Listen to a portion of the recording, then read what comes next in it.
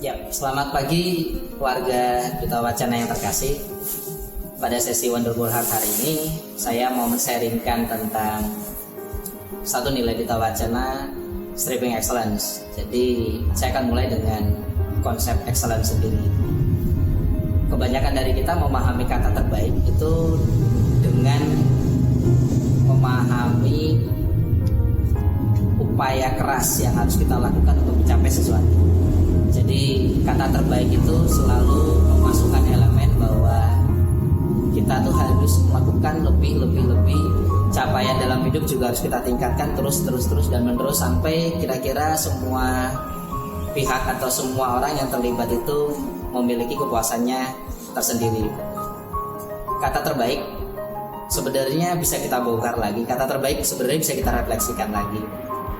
Dari saya pribadi, excellence atau terbaik secara sederhana adalah memulai sesuatu dengan tujuan yang baik dan cara yang baik. Sehingga kalau disederhanakan, konsep excellence itu adalah upaya kita untuk bahagia dan membahagiakan orang, apapun konteksnya, dunia kerja, akademik, sosial. Kalau kita melihat dari dua perspektif, dari teologis, mungkin kata terbaik itu adalah ketika kita mengupayakan hidup kita sesuai dengan tuntutan dan tujuan kita dalam beragama atau katakanlah orientasinya ketuhanan. Dalam konteks sosiologi, terbaik itu adalah ketika hidup kita bisa bermanfaat untuk masyarakat. Yang mungkin kita lupa, masyarakat terkecil itu adalah keluarga. Jadi kita bisa memasukkan elemen keluarga sebagai ruang pertama, upaya terbaik yang bisa kita lakukan. Nah, tapi kan semua berbeda ketika kita dituntut untuk melawan yang terbaik, tapi kondisi situasinya itu berubah.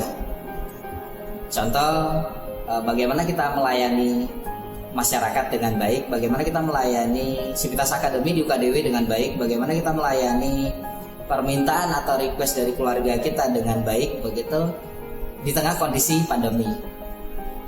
Nah, perubahan itu setidaknya kan akan membutuhkan adaptasi. Perubahan itu setidaknya akan membutuhkan respon baik yang sekiranya itu memungkinkan kita untuk berdamai dengan situasi. Nah, menurut saya itu sudah excellence. Saya coba mengingat 4 tipologi manusia dalam merespon perubahan dalam perspektif Jawa misalnya gitu ya.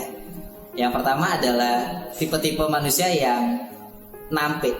Nampik itu menolak perubahan. Ini orang-orang yang akan sepanjang zaman atau sepanjang proses dia selalu melakukan penolakan dan akan resistensi. Dia akan melakukan perlawanan, penolakan. Bagi dia semua perubahan adalah keliru. Lalu tipologi yang kedua adalah gampangke.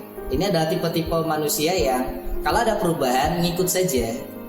Gitu, ngikut saja, kau tidak perlu tahu tujuan kita semua berbeda, kapasitas kita berbeda, problematika kita berbeda, yang penting ngikut saja. Kalau dalam bahasa saya itu latah. Lalu yang tipe ketiga adalah bingung. Jadi orangnya bingungi gitu. Melihat perubahan itu yang pertama muncul adalah hashtag panik.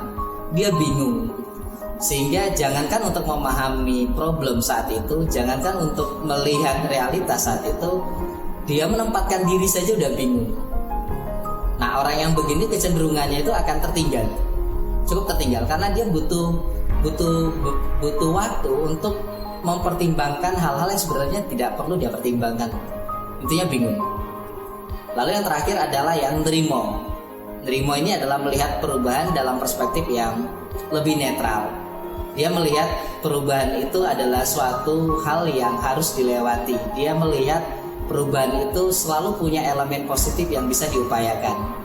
Nah, orang-orang begini ini orang-orang yang menurut saya selalu bisa menyikapi situasi krisis dengan cara kreatif, inovatif, lalu bahagia. Biasanya begitu. Jadi 4 orang ini otomatis membawa kita pada pemahaman bahwa nilai-nilai kata terbaik menyesuaikan dengan karakternya. Jadi bagi warga-warga UKDW atau teman-teman yang menonton ini, perubahan itu adalah sesuatu yang pasti. Jadi mau tidak mau, suka tidak suka, perubahan itu sifatnya natural. Dalam ilmu apapun, perubahan itu sifatnya natural. Sehingga mungkin ketika kita mengalami perubahan atau pergeseran dalam hidup, satu sikap yang harus kita pahami dan kita hidupi adalah perubahan itu pasti. Sehingga yang dibutuhkan adalah sikap untuk tenang, sikap untuk memahami, dan sikap untuk melakukan sesuatu dengan tujuan baik dan cara yang baik. Kita coba refleksi deh gitu.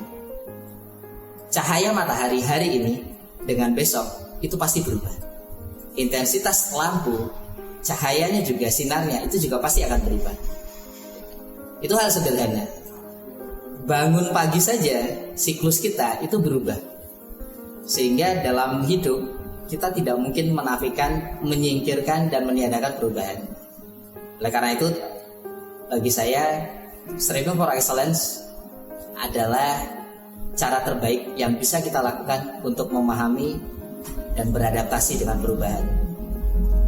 Saya jadi ingat satu pepatah kuno yang mengatakan bahwa satu-satunya yang tidak berubah dalam hidup adalah perubahan itu sendiri. Jadi teman-teman, upayakan tujuan baik, upayakan cara terbaik, maka kita masuk dalam koridor Striving for Excellence.